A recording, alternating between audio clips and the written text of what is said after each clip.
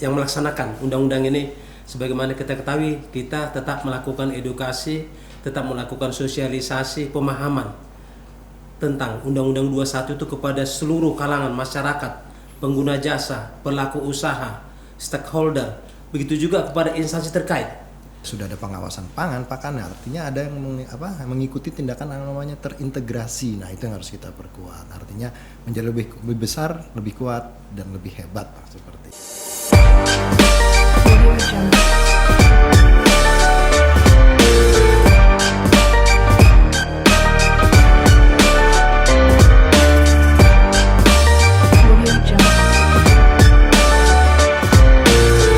Assalamualaikum warahmatullahi wabarakatuh.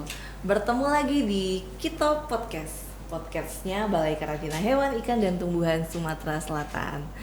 Baik pemirsa Kito Podcast, kalau kemarin kita sudah menghadirkan Kepala Biro Hukum dan Humasnya dari Badan Karantina Indonesia, hari ini kita menghadirkan bintang tamu yang menarik juga loh, yaitu Bapak boleh mengenalkan diri secara langsung kepada pemirsa di rumah. Baik, pemirsa yang di rumah, saya Riko Adrianto, saya Maha, saya kebetulan Ketua Tim Litigasi Biro Hukum dan Humas Sekretariat Utama Badan Karantina Indonesia.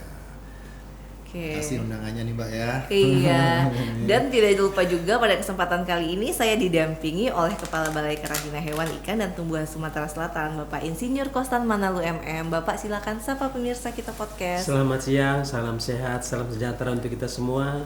Saya Insinyur Kostan Manalu MM, Kepala Balai Karantina Hewan, Ikan, dan Tumbuhan Sumatera Selatan. Terima kasih. Iya. Pak Kostan, seperti biasa ya Pak ya, kalau udah ada di Kito Podcast, Bapak wajib menyapa pemirsa Kito Podcast di rumah dengan salam dari Palembang. Nanti kalau saya bilang salam dari Palembang, kita jawab sama-sama Kito Paca. Kito Iya. Paca, oke. Salam dari Palembang, Kito Paca. Kerja ikhlas tercapai optimal, profesional, amanah, cermat, akuntabel, dan konsisten. Baiklah pemirsa Kito Podcast di rumah, pada kesempatan kali ini Pak Riko ini datang ke Sumatera Selatan ini dalam rangka menghadiri dalam rangka sebagai narasumber ya Pak ya, pada sosialisasi Undang-Undang Nomor 21 Tahun 2019 yang diadakan oleh Balai Karantina Hewan, Ikan, dan Tumbuhan Sumatera Selatan. Nah, Pak Riko tadi kita sudah menjelaskan kepada instansi terkait dan juga stakeholdernya karantina nih Pak. Nah sekarang melalui Kito Podcast ini kita akan menjelaskan apa sih isinya Undang-Undang Nomor 21 Tahun 2019 itu kepada pemirsa Kito Podcast yang ada di rumah. Baik, silakan Bapak. Terima kasih. Ini sebenarnya kedatangan saya yang kedua nih. Oh, Palembang kedua, termasuk kota yang sangat jarang kita kunjungi, khususnya karena Palembang adem-adem saja ya Pak Konsal ya, adem-adem saja. Nah kebetulan kalau di hukum itu kan pasti konteksnya atau mindsetnya orang-orang tuh pasti adanya, wah pasti ada suatu kasus atau ada pelanggaran, tapi Palembang alhamdulillah aman-aman dan alhamdulillah hari ini tadi kita sudah melaksanakan giat sosialisasi penegakan hukum yang ada di Palembang, aspek-aspek apa saja. Nah kebetulan di Undang-Undang 21 2019 nih yang udah diundangkan sejak Oktober nih 2019. Nah, itu kan isinya sekarang kan sudah tidak hanya media pembawa HPHK, OPTK dan HPIK saja. Namun demikian kan sekarang Undang-Undang Undang-Undang karantina ini kan sudah luas nih. Sehingga karantina itu tidak hanya OPTK, HPHK atau HPIK, tapi juga sudah keamanan pangan, keamanan pakan, produk rekayasa genetik dan lain sebagainya. Nah, itu fungsi pengawasan kita lebih diperkuat dengan adanya Undang-Undang Karantina 21 2019. Terus kemudian juga dari aspek hukum, aspek pemidanaan juga lebih galak nih sanksinya sekarang. Jadi buat teman-teman atau pemirsa di rumah dan pelaku usaha, jangan sampai nih melakukan pelanggaran di bidang karantina karena sanksinya sangat tegas dan sangat-sangat berat. Artinya segala persyaratan yang diatur di dalam Undang-Undang 21 2019 harus dipenuhi supaya juga selain memenuhi aspek kesehatan juga bisa lancar dalam rangka pelaksanaan lalu lintas media pembawa. Itu Mbak. Dan sekarang juga ada ketelusuran nih. Nah, seperti itu. Jadi ngomong-ngomong soal Undang-Undang Nomor 21 Tahun 2019, kita ini sebagai pelaksana ya Pak ya? Badan Karantina Indonesia ini sebagai pelaksana dari undang-undang tersebut. Nah, Bapak Ibu sekalian, mungkin Pak Riko boleh menjelaskan ke pemirsa mengenai kelembagaan Badan Karantina Indonesia itu seperti apa sih, Pak? Kelembagaan Badan Karantina Indonesia ya. Ya, sebenarnya kan dengan adanya Undang-Undang 2021-2019 ini diamanatkan kan Badan Karantina Indonesia itu dibentuk dalam satu badan. Nah, itu sudah terbit nih sekarang Perpres 45 tahun 2023 tentang Badan Karantina Indonesia. Nah, sekarang dengan adanya transisi masa transisi yang tadinya hanya badan karantina hanya satu entitas, sekarang ada 2 entitas nih.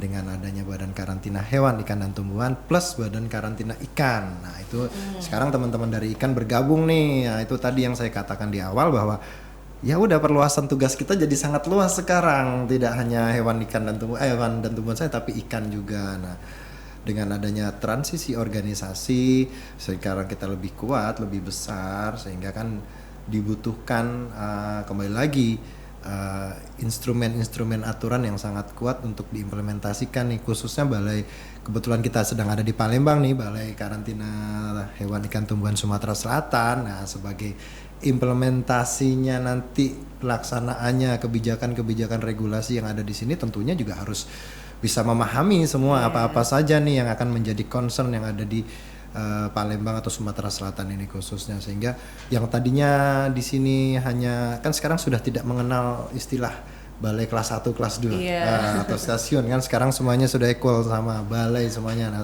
kerjanya harus makin makin kuat, pengawasannya juga harus diperketat. Itu sih artinya dengan adanya organisasi ini kita harus lebih bagus dan lebih besar gitu. Iya.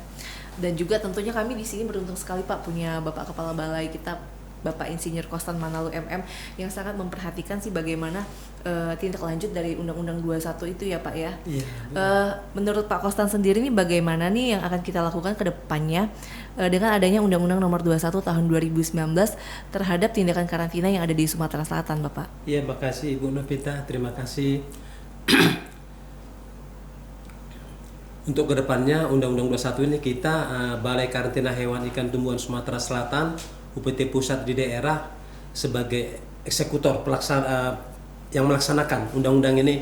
Sebagaimana kita ketahui, kita tetap melakukan edukasi, tetap melakukan sosialisasi pemahaman tentang Undang-Undang 21 itu kepada seluruh kalangan masyarakat, pengguna jasa, pelaku usaha, stakeholder, begitu juga kepada instansi terkait.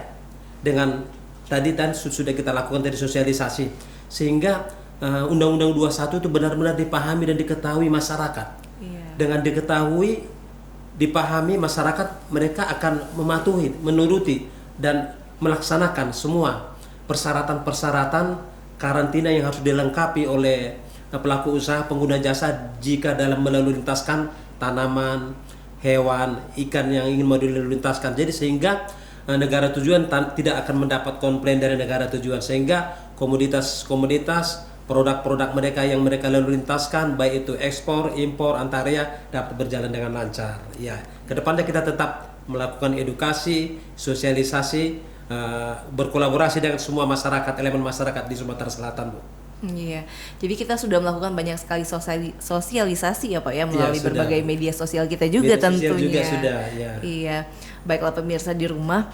Jadi kedepannya kita ini mungkin secara awam karantina ini tadinya cuma tumbuhan sama hewan. Dengan adanya Undang-Undang Nomor 21 Tahun 2019 ini tadi, kita udah gabung nih sama karantina ikan, benar begitu ya Pak ya? Iya. Mungkin kedepannya harapan kita dengan adanya Undang-Undang 21 Tahun 2019 ini seperti apa Bapak? Ya tentunya dengan adanya new karantinanya kita menjadi sebuah badan yang independen, badan yang sudah diberikan kewenangan undang-undang dengan sangat luas, ya tentunya kita harus melaksanakan undang-undang itu, sudah perintah undang-undang, sehingga kita harus lebih kuat, lebih baik lagi dari aspek penegakan hukum khususnya dan aspek-aspek teknis lainnya, pengawasan dan lain sebagainya. Dan nanti kan semuanya itu tindakan karantina tidak hanya tindakan karantina tok. Tadi kan saya katakan bahwa ya karena sudah ada pengawasan pakan, artinya ada yang mengikuti tindakan yang namanya terintegrasi. Nah, itu yang harus kita perkuat. Artinya menjadi lebih besar, lebih kuat dan lebih hebat seperti itu.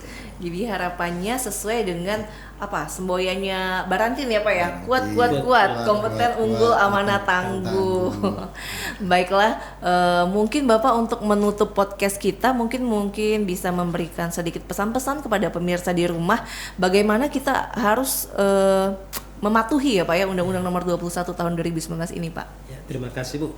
Nah, kami dari Balai Karantina Hewan Ikan Tumbuhan Sumatera Selatan menganjurkan kepada seluruh pelaku usaha, masyarakat, pengguna jasa di seluruh Sumatera Selatan agar mematuhi aturan-aturan yang berlaku di Undang-Undang 21 tahun 2019 tentang karantina hewan, ikan dan tumbuhan sehingga produk kita aman, lancar, sehat yang kita makan semuanya akan berdampak kepada produktivitas, semua kegiatan-kegiatan perekonomian di Sumatera Selatan dapat berjalan dengan lancar. Mungkin itu saja Bu yang dapat kami sampaikan. Baik, terima kasih Pak Kostan dan Pak Riko sudah berkenan hadir pada kasih. Kita Podcast. Mudah-mudahan suatu saat nanti bisa kembali mengisi di Kita Podcast lagi ya Bapak. Dan juga untuk pemirsa di rumah jangan lupa nantikan podcast-podcast menarik lainnya yang akan dibuat oleh Kita Podcast. Demikian saya akhiri, wabillahi taufiq wal hidayah. Wassalamualaikum warahmatullahi wabarakatuh. Waalaikumsalam warahmatullahi wabarakatuh.